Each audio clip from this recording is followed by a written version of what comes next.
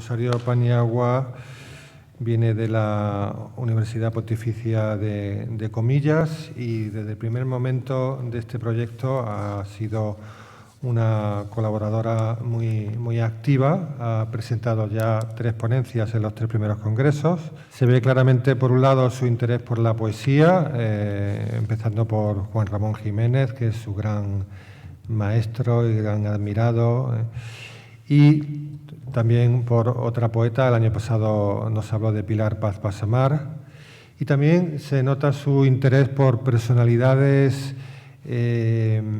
femeninas particularmente relevantes en el pensamiento del siglo XX, porque nos habló de Etty Lessing en Toledo, que es una mujer con una historia apasionante, también que acabó en un campo de concentración, y ahora nos muestra su interés por Edith Stein, con lo cual se muestra ese interés, ¿no?, por también mujeres de un gran calado, ¿no? Pues cuando quieras, Rosario. Muchas gracias, buenas tardes a todos. Muchas gracias, Antonio, por permitirme estar ya 4 ediciones de este congreso que me llamó tanto la atención que pedí estar en él. Pedí estar en él. Y aquí seguimos. Y al comité organizador y a las personas que están aquí. Voy a comenzar, son 3 puntos, no voy a poner diapositivas, 3 puntos muy sencillos de mi ponencia, que breves pinceladas de una buscadora. Luego me voy a centrar en la ciencia de la cruz, su obra póstuma. Fueron los últimos 9 meses de su vida. Va de 9 meses, luego diré un poco los paralelismos con Juan de la Cruz. Y por último, dentro de las grandes obras máximas de Fontiveros, de Juan de la Cruz, me voy a centrar, que son las que están contenidas en la ciencia de la cruz, en el cántico espiritual, que ella trabaja la subida, la noche, el cántico y la llama. Pero vamos a hacer en el tiempo que tenemos, que es de oro, estas 3 puntualizaciones. Para centrarnos en su biografía, un apunte muy breve. Nace en 1891 en Breslau. Entonces Breslau tenía una fuerte raigambre judía desde el siglo XIII. Hoy ya es de Polonia y se llama Breslavia. Biográficamente, decir que fue la menor de una larguísima familia de 11 hermanos. Queda huérfana desde los 2 años y la madre, que es un personaje muy importante en la vida de Edith y después Teresa Benedicta, aunque ella ya no quiso que fuera Teresa Benedicta, la madre tuvo que gestionar la economía familiar. Esta mujer era enormemente creyente, practicante, visitadora de la sinagoga en los oficios religiosos. Y la todavía Etty, ya casi Teresa, la acompañaba con un respeto impresionante a su madre, a unos oficios en los que ella ya no participaba. Ella había vivido su vida con la menusá en la puerta, encendiendo a su hermano mayor las luces de la Hanukkah, y de hecho ella nace el día del Yom Kippur, con lo cual para su madre fue la hija de la bendición. El fracaso que tuvo su madre cuando Edith, es que estoy muy entrañada con la otra porque se conocieron además, fue enorme porque era la niña de sus ojos y aspiraba que fuera una judía de pro. Ella tenía una inteligencia extraordinaria, sabía 6 idiomas y tocaba el piano. Aprendió español para poder entrar más en la mística de sus padres, en la orden carmelitana más tarde. Tenía pasión por la literatura, una mujer feminista que dio clases por toda Europa, dio conferencias sobre la mujer. Ella propugnaba un feminismo diferenciado. No somos exactamente lo mismo, sino el hombre tiene un papel en este mundo, la mujer, pero podemos hacer cosas en común. Y ella, sería muy largo, me he leído una tesis doctoral estos días sobre el feminismo de Edith, de Stein, pero no concebía a la mujer en casa haciendo las labores solo. Parecía que era la amputación de una vida interesante. Tenía mucha predilección, digo, por la mujer y tuvo una búsqueda en la literatura noruega, sobre todo en Ibsen, en La casa de muñecas. Ella estudia muy a fondo a Nora como persona que pasa del patriarcado de su padre al de su marido, habiéndose quedado a mitad de camino. También Ifigenia de Goethe. Es decir, esta mujer tiene unas veredas muy apasionantes para seguir en ella. Yo, por lo menos, el confinamiento también he estado un poco en la cárcel de Toledo y en el Carmelo, que no el Carmelo, releyendo y leyendo a esta buscadora, a esta mujer, y tiene una cantidad de registros muy dignos de ser considerados. Ella, como digo, nació el día de... Bueno, Eti tomó postura por el feminismo, como digo, y dio conferencias. Tenía un programa de radio también, como nosotros, Antonio, y perdió la fe. O sea, pero en cuanto perdió la fe, ella estaba alcanzada por quien no buscaba.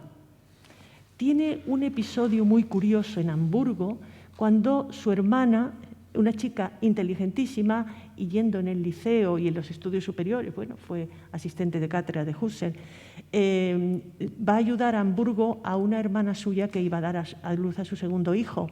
Y hay unas declaraciones muy interesantes de ella en las que dice, estoy aquí, yo no rezo, pero alguien me está buscando.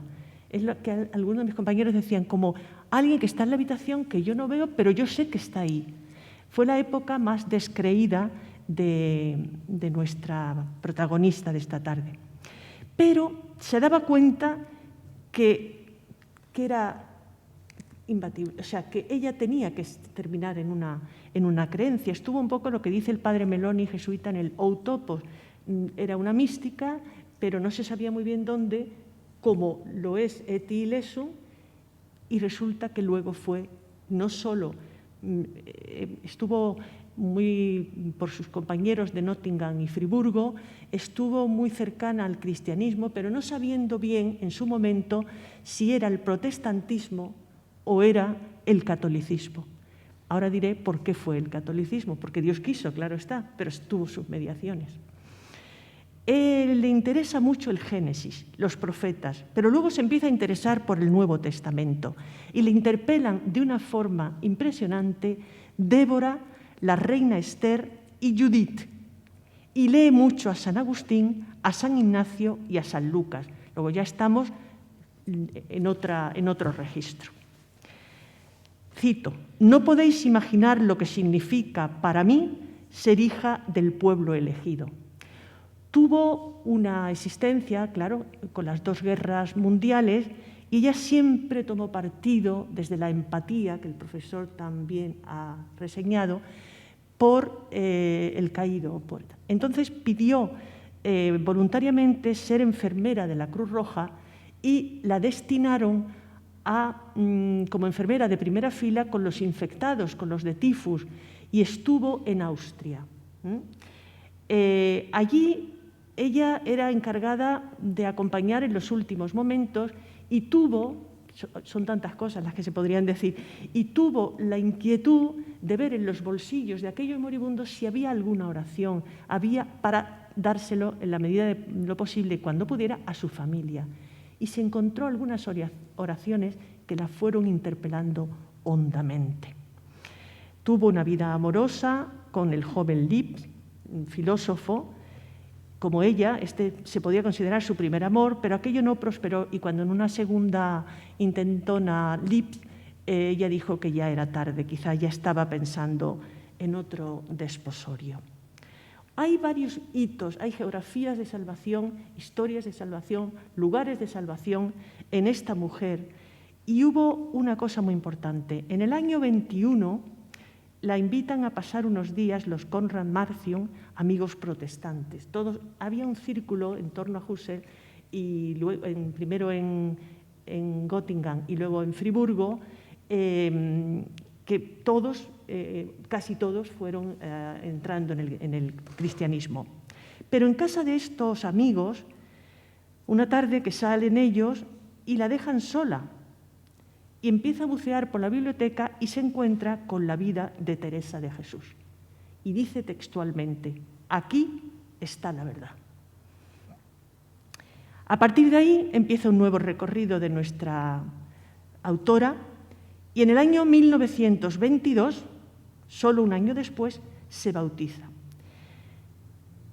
Los esposos Maritain la conocieron en un congreso tomista, creo que fue en Múnich, y a Jacques y a Raisa les llama mucho la atención el argumentario de esta mujer tan joven, la severidad de la cara y la serenidad.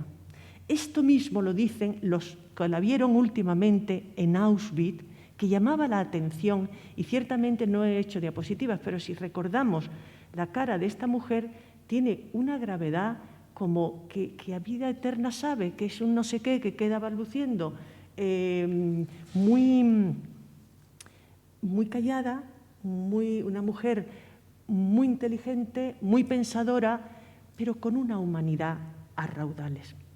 Ella pertenecía a la sociedad tomista porque había traducido a Santo Tomás y dio clases, además estuvo siempre en la docencia y en la de pedagogía, de latín, y era experta en germanística. El estudio permanente de Edith fue muy sorprendente cuando se toma un año sabático en plena juventud, y se va a Hamburgo a no hacer absolutamente nada. Pero allí la trabajó el otro, allí la trabajó el totalmente otro. Primero para ella fue la psicología, sin despreciar nada, luego fue la filosofía, luego fue la teología, pero luego fue solo Dios basta. Dice, me llegó a sobrar todo, siempre me quedaba algo que no me llenaba el alma totalmente. Creemos que estuvo llena de Dios desde muy niña, y así fue hasta su Gólgota, habiendo terminado de escribir La ciencia de la cruz, que se dio prisa. Y la última parte de La ciencia de la cruz es un poco acelerada. La muerte en Úbeda de Juan de la Cruz la toca un poco de prisa, porque se empezó a dar cuenta que en cualquier momento venían las SS y no la iba a terminar.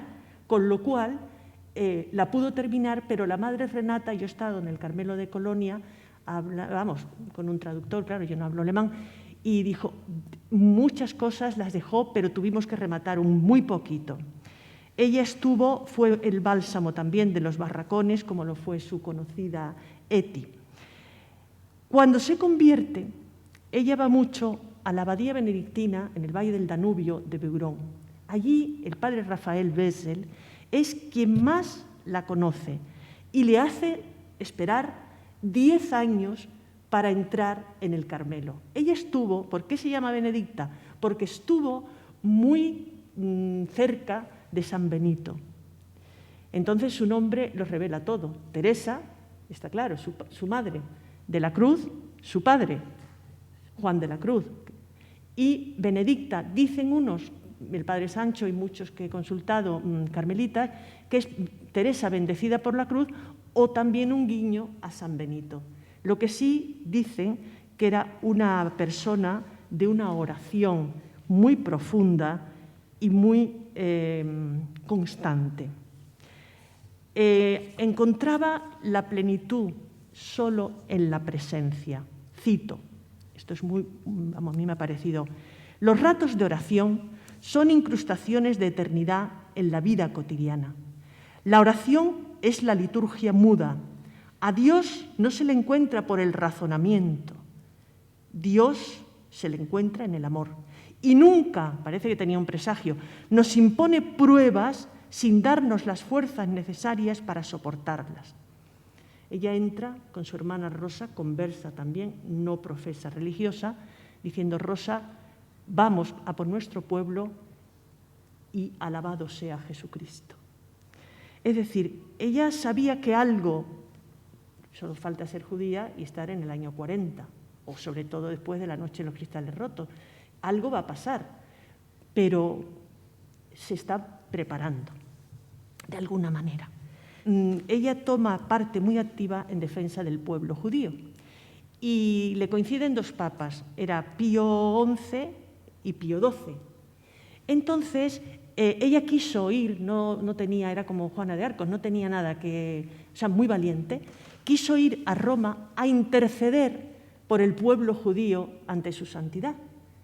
No parece que fuera oportuno, no llegó a ir, pese a que ella quería, le escribe una carta y solo le contesta, con todos mis respetos, y así lo dijeron en la canonización, con una bendición apostólica. Quiero decir, bueno, el momento era muy difícil y tal. Fue, como sabemos todos, discípula de Husserl. La fenomenología fue lo que más le atrajo, pero a decir de ella misma, ni siquiera.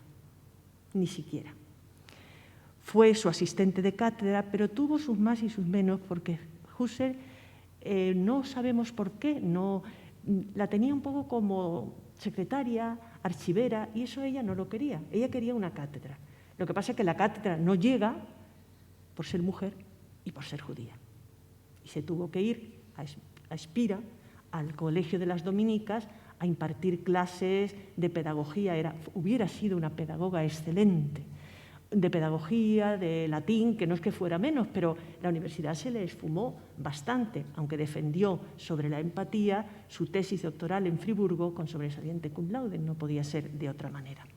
Soy consciente de que estoy dando saltos. Bueno, ingresa en el Carmelo de Colonia. Una curiosidad con España, Eddy, sabía que si no hablaba español, o por lo menos lo leía, no podría tener la sustancia de sus fundadores, ¿no?, en el Carmelo teresiano. Entonces, ella aprende español y además entra en el Carmelo de Colonia, en primer lugar, en el año 1933, y este Carmelo de Colonia, que lo tiene muy a gala, lo he visitado 2 veces, ¿no?, lo tiene muy a gala, tenía un entronque directo con Teresa de Jesús. Eso a ella le fascinó. ¿Por qué? Porque Teresa de Jesús, que era una mujer del siglo XXI, hubiera sido, se le quedaba pequeño Castilla, pequeño en el sentido de las fundaciones, y manda a una mujer muy dotada, Ana de San Bartolomé, a Países Bajos y a Europa, Francia, a fundar. Entonces, Colonia era, digamos, me decía la madre Renata, como una sucursal o una del convento de Amberes, donde está enterrada esta toledana tan valiosa para Santa Teresa. Pero, del 33, en el año 1938, tiene que salir el día de Nochevieja, el día 31, con una nevada impresionante, hacia el convento de Etz, Holanda, junto a su hermana Rosa, conversa también. No voy a decir todo lo que escribió, lo tenéis en cualquier bibliografía, pero sí me ha llamado mucho la atención releyendo las cartas a Roman Ingarden. Este filósofo polaco tuvo mucha influencia en Juan Pablo II. Juan Pablo II fue desembocando en San Juan de la Cruz, por ella y también por este filósofo que tuvo una gran amistad, según dicen algunos estudiosos, incluso algún amoroso con ella, que no, al final, ella entró en el Carmelo. Y Juan Pablo II tiene mucho que agradecer a Roman Ingarden, a Edith Stein y a un tal Tyranowski. Este hombre era un obrero de la mina místico y le deja las obras a Juan Pablo II, lo que, como diría Santa Teresa, se empieza a engolfar en San Juan de la Cruz y termina con su tesis doctoral también, el acto de fe en San Juan de la Cruz. Y hablando de cruz, ¿qué es la ciencia de la cruz? La ciencia de la cruz, según el padre Sancho, muy experto carmelita, que es el director ahora del Centro Místico de Ávila, se podría llamar, es la ciencia de la negación o la ciencia del maestro de las nadas. Cito, Es nuestro intento, en las presentes páginas, dar a comprender a Juan de la Cruz en la unidad de su ser. Yo no quiero hacer, dice ella, una biografía del santo, ni tampoco una exposición completa de sus obras, pero lo que quiero es entrar en la esencia propio de una filósofa. El trabajo en el que me estoy ocupando me hace vivir continuamente en el pensamiento de Juan de la Cruz, y ello constituye ya una gracia extraordinaria.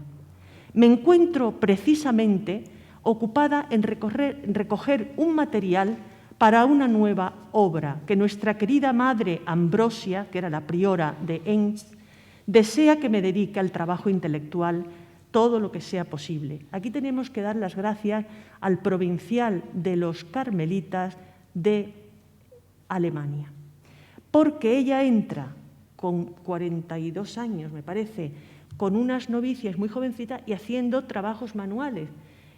Pero era impresionante, ella cómo se acomoda a esto y ve en eso también un valor.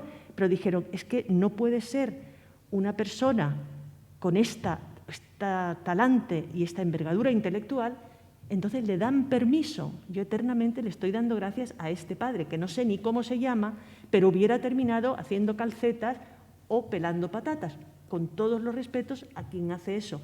Pero ella no entraba en ese molde. No es casualidad que este ensayo sanjuanista ocupara los últimos 9 meses de la vida de ella. Lo tiene que terminar cuando están en la oración, en el coro, y entra la Gestapo y ella se tiene que ir dejando las cuartillas y muchas obras para no comprometer a sus hermanas en el Carmelo, en el sótano. Eso ha creado mucho problema de humedades, de una guerra por medio, tal, de rescatar. Hoy tenemos mucho de ella, pero mucho también debido a las madres de Colonia y de Holanda. También el de Fontiveros estuvo 9 meses en la cárcel de Toledo y allí escribe o memoriza el Cántico y la Llama. Los dos, tras dolorosa gestación de 9 meses, dan a luz y mucha luz, uno, a las obras, a 2 grandes de las obras Cántico y Llama, y ella a la ciencia de la cruz. La ciencia de la cruz es muy autobiográfica. Se puede considerar que fue su testamento, lo hizo por obediencia y lo hizo antes de subir al Gólgota. En la obra estuvo, como diría Juan Ramón, en la obra estuvo del año 40 al año 42. Fue rezada y escrita, y su congenialidad con el de Fontiveros fue muy clara, a decir de las propias carmelitas. Incluso la dejaban dar alguna conferencia. Decían las carmelitas de Colonia: la profunda admiración y conocimiento que tiene con el santo, con una paz que nos inundan los dos, que no sabemos dónde empieza uno y dónde acaba el otro, nos han impresionado profundamente, porque ella veía las cosas tal como las concebía San Juan de la Cruz.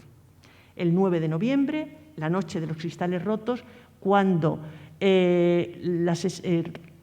rompen completamente la sinagoga de Berlín, ella pide salir de Alemania. Aquí tuvimos un poquito de mala suerte.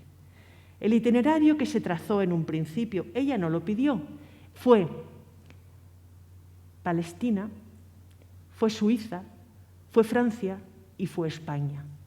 No era el mejor momento de venir a España, porque a ella le impactó muchísimo. Esta mañana repasaba yo las 3 carmelitas de Guadalajara que he tenido. A ella le impactó muchísimo. Incluso dijo, yo no quiero que pase eso, pero si es su voluntad, hágase.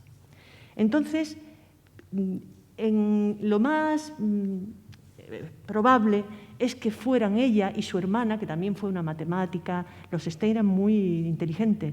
Conversa, no profesó los hábitos, pero estaba como guardesa del convento.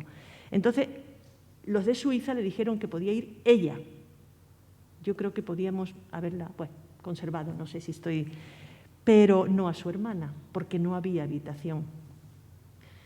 Si va a Suiza, en fin, no me quiero disgustar demasiado, si va a Suiza probablemente hubiéramos tenido en vez de 51 años, una mujer a lo mejor más longeva y con una obra impresionante, porque aún así la obra de Edith Stein está por descubrir, según creo yo.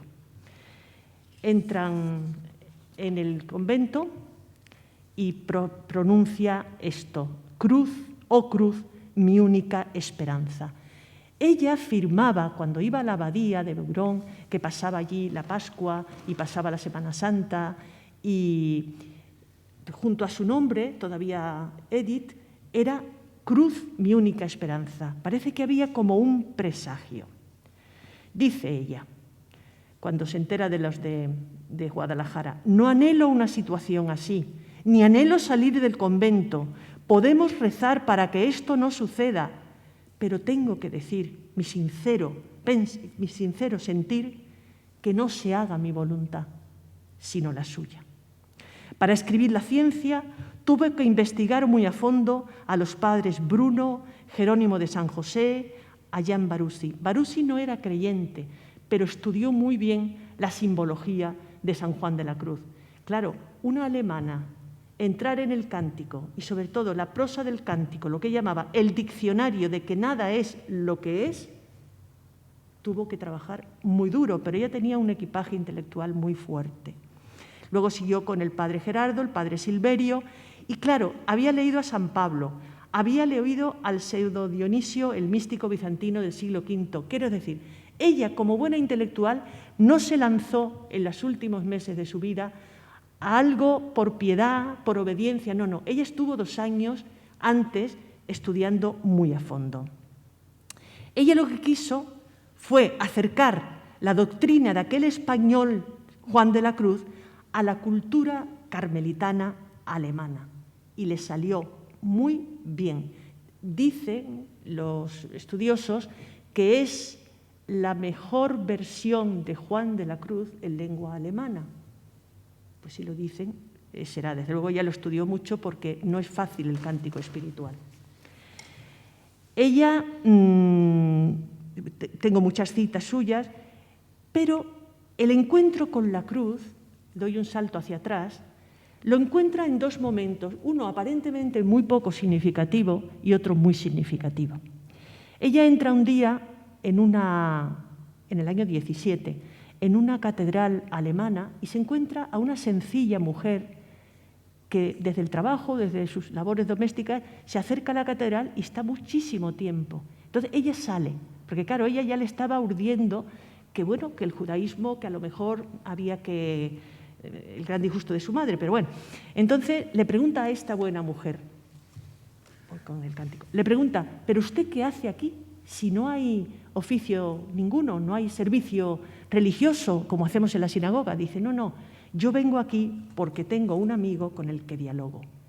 Eso, de esa sencilla mujer, le hizo interpelarse mucho.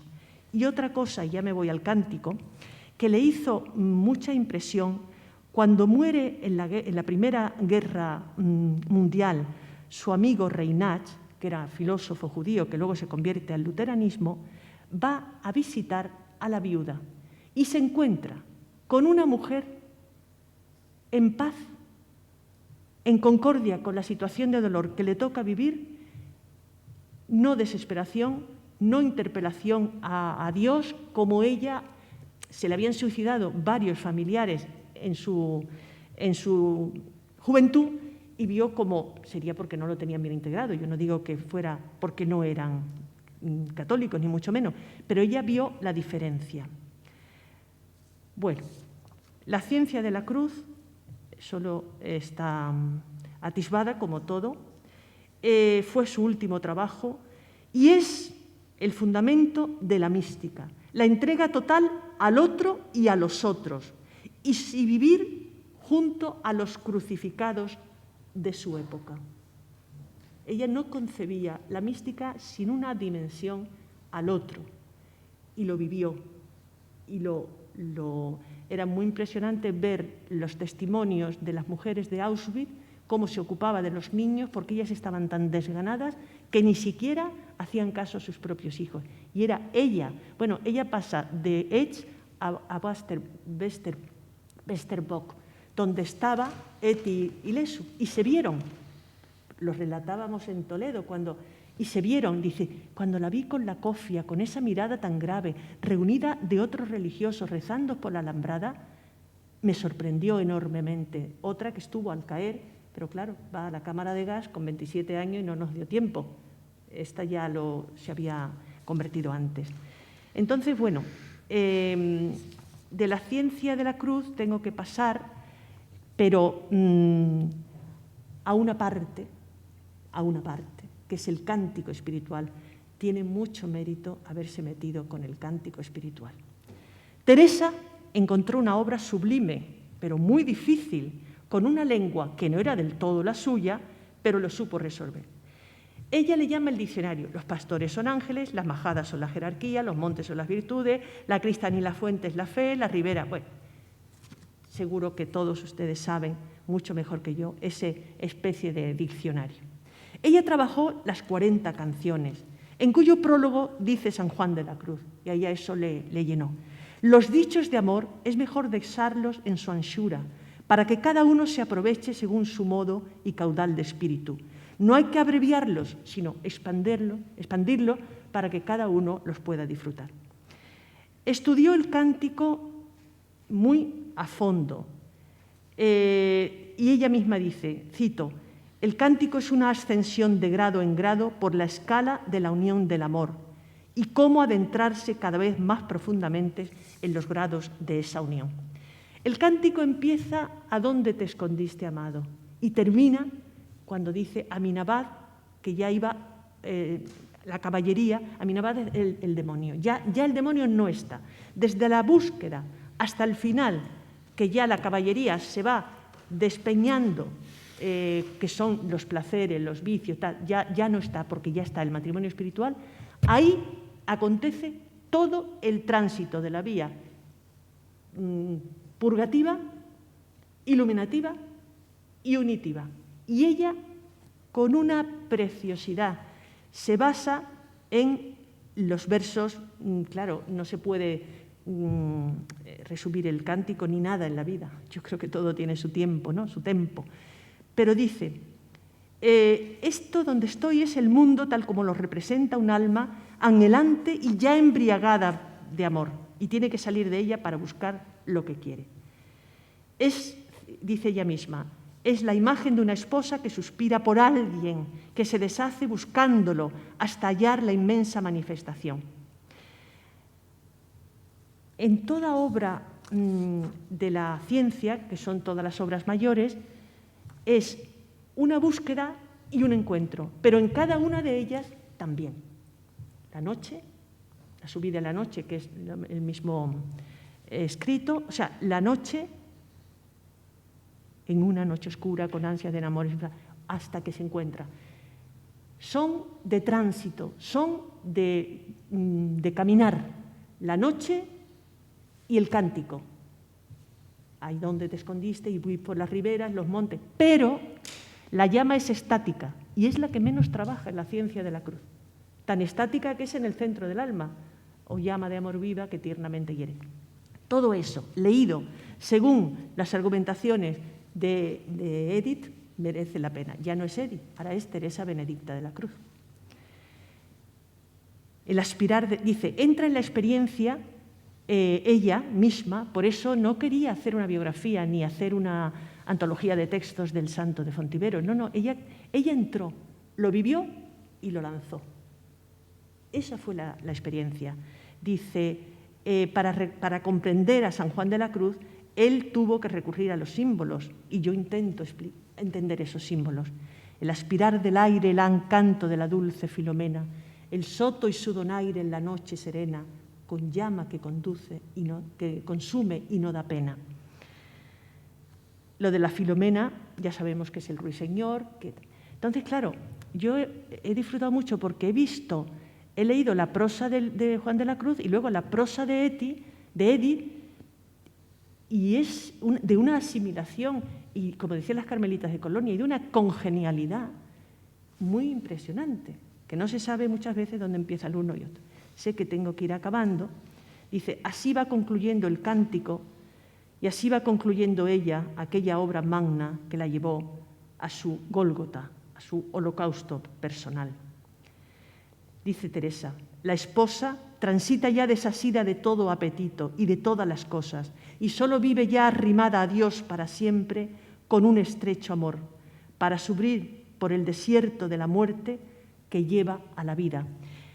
Juan de la Cruz tenía mucho miedo a la Inquisición y todo el rato estaba diciendo que esto es la Santa Iglesia Católica, que yo no estoy inventándome un cantar de los cantares a lo profano, como decía Damaso Alonso en esta casa. O sea, me ha gustado mucho venir a mi casa, ¿no? Que Juan de la Cruz es un amor a lo divino, no tiene nada que ver con... Bueno, entonces, ella, como mujer también, entiende muy bien toda esa metáfora del amado y la amada transformada, pero insiste mucho en que eso no es poesía amorosa, porque es que no lo es traducida a lo divino. Así lo va concluyendo ella, y nosotros hemos querido trazar esta tarde el camino del cántico sanjuanista, el camino de Teresa Benedicta, para acabar con el triunfo del matrimonio espiritual para toda la eternidad, como ella decía, donde ya no hay sombras, donde ya hay una luz para siempre. Ella es reconocida por la Iglesia y por muchas personas en este mundo como una luz del siglo XXI. Tan preciosas ponencias de mis antecesores en el uso de la palabra. Y yo decía, ella fue una mujer de luz, una mujer que abrió caminos para este siglo, en el siglo pasado. El último telegrama, y con esto acabo, que escribe a la priora de Etx, dice, antes de partir al campo, dijo, no puedo adquirir la ciencia de la cruz más que sufriendo la cruz. Desde este primer instante he tenido la convicción de ello y me he dicho que desde el fondo de mi corazón, salve cruz, mi única esperanza, que había sido su rúbrica anteriormente.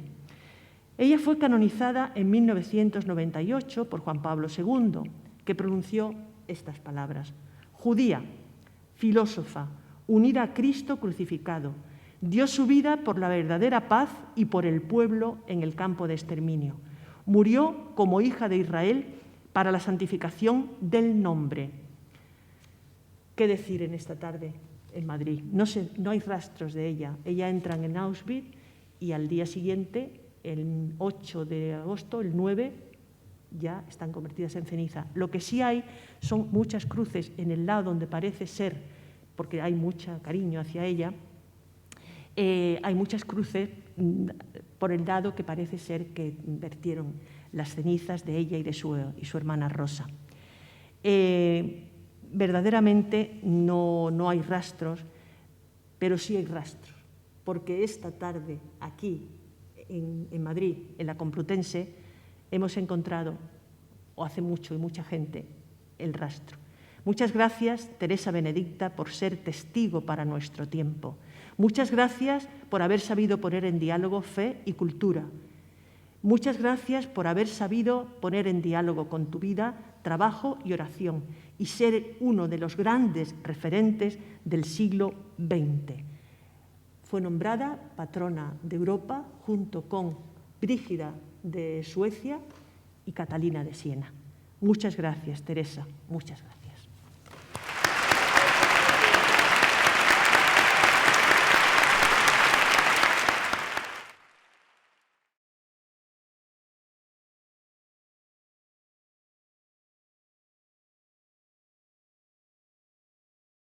Bueno, pues muchas gracias, Rosario.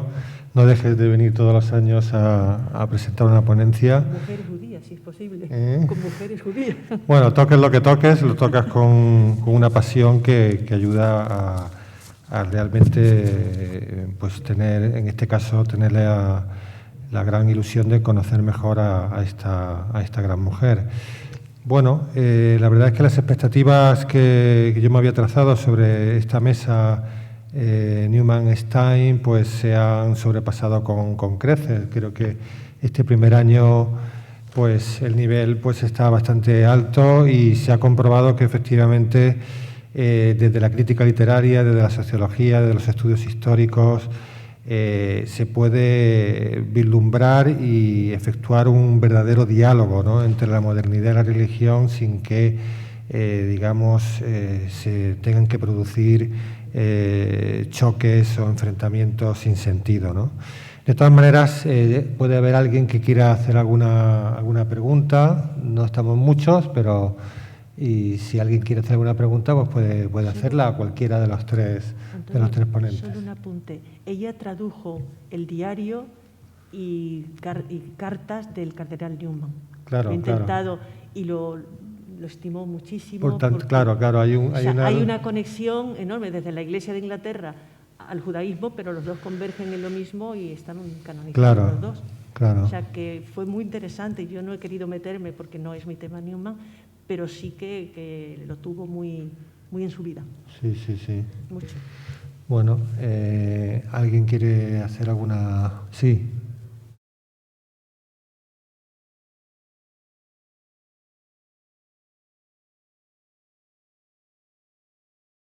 Yo creo que, más allá de lo que hemos presentado, arguyó el propio Houellebecq, hay una crítica a la posmodernidad, a una cierta saturación de la posmodernidad, que se ha reencontrado con un concepto de cristianismo que habitualmente no es un concepto creyente. Y no estoy solo pensando en Houellebecq, que realmente Houellebecq es como otro tanto de los soixante-trois huitard, que gira, ¿no?, que ahora mismo pues prácticamente junto con la crítica cultural a la posmodernidad pues hay un viraje político claro en Houellebecq, sino que hay propias voces de la propia izquierda más crítica con la posmodernidad que han encontrado en el repertorio de la tradición religiosa argumentos para esa crítica. Y yo creo que la palabra, a lo mejor más que cultural o estético, es tanto en cuanto como argumento a esa crítica, argumento crítico contra la posmodernidad, ¿no? Es en cierto modo ese cristianismo el que dota de repertorios, tanto por la ligazón con una tradición perenne que ejemplifica el cristianismo, caso de Houellebecq, como una posible apertura a la trascendencia que posibilita ese cristianismo ejemplificado en el rostro de los más desfavorecidos, que ha quedado orillado por cierta crítica vacía de la intelectualidad posmoderna, caso de Eagleton, caso de Zizek. Bueno, yo creo que es ni cultural ni estético, o cultural y estético tanto en cuanto a argumento contra la posmodernidad. Y pocas veces asociado a un fenómeno de creencia, una creencia de fe, vamos a decir, ¿no? Pero es muy interesante la pregunta, pero es muy significativo que el libro que publica Zizek, que es filósofo, bueno, pues voz destacadísima del pensamiento actual, sobre la pandemia, con nombre de título Pandemia, ¿cómo comienza este libro? Yo, como ateo cristiano que soy, voy a comenzar con una cita, y es el Evangelio de Juan. No me toques, no le metan yere. Para la vocación de la situación que estamos viviendo.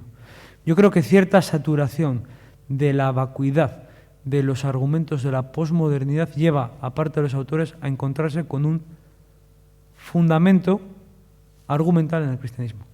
Me quedaría, como espíritu de la respuesta a tu pregunta, me quedaría con el título de la obra de Zizek, El frágil absoluto, o ¿por qué merece la pena conservar el legado cristiano?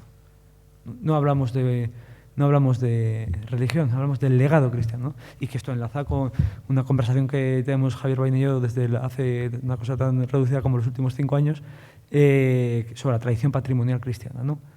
Que no es solo patrimonio del cristiano, sino que es en cierta manera patrimonio del ciudadano secular, una tradición patrimonial compartida como suelo de nuestra sociedad postsecular. Entonces yo creo que también es una oportunidad para saber mirar a la herencia de la tradición religiosa desde una mirada que trascienda el binomio creyente-no creyente y que sea a la vez un repertorio de significaciones y de significados para creyentes y no creyentes, postsecular en sentido último. Muchas gracias. Rafa, no sé si hay alguna otra pregunta o alguna otra consideración que queréis hacer. No sé si Javier puedes hacer algún balance de esta mesa o... Quizá una reflexión crítica, ¿no?, sobre esta nueva etapa de la relación modernidad-religión, ¿no?, nos esté dando una mirada fecunda a lo que puede ser una possecularización. Es decir, un laicismo activo, ¿no? Positivo, cooperador, cooperante, ¿no? Es decir, una aceptación de la pluralidad en las miradas, en este caso de la literatura, pero que corresponden también, lógicamente, a la diversidad social y cultural, ¿no? Como señalaba ahora muy bien Rafael, a mi gusto, ¿no? La recepción de una religión cultural con todo el valor patrimonial que eso significa, inmenso, lleno también de contradicciones, ¿cómo no? Por tanto, ese propio diálogo de fe y cultura a la que aludía nuestra compañera tan importante, ¿no? Está dando, a mi gusto, en este siglo XXI, una perspectiva de mayor compromiso intelectual y moral, ¿no? Si se une a una experiencia de lo que ha significado desde la radicalidad de Auschwitz, ¿no? o desde la constatación, ¿no? de la llamada del sufrimiento de los pobres, de cualquier tipo, como diría el Papa Francisco, ¿no? de exclusión o de indigencia, ¿no? Probablemente tenemos un panorama desde el ámbito filosófico, teológico, conceptual y, obviamente, de la praxis religiosa y sus, iba a decir, en fin, expresiones, pero sobre todo sus interpelaciones, ¿no? Muy interesantes para el análisis de todo, pero también de la creatividad actual, ¿no? Quizá haya que empezar a mirar con otros ojos una realidad que no es exactamente la clásica de ver en la literatura si aparece más veces Dios o menos veces Dios, ¿no? Si aparecen 14, 12 o 4 personajes, ¿no?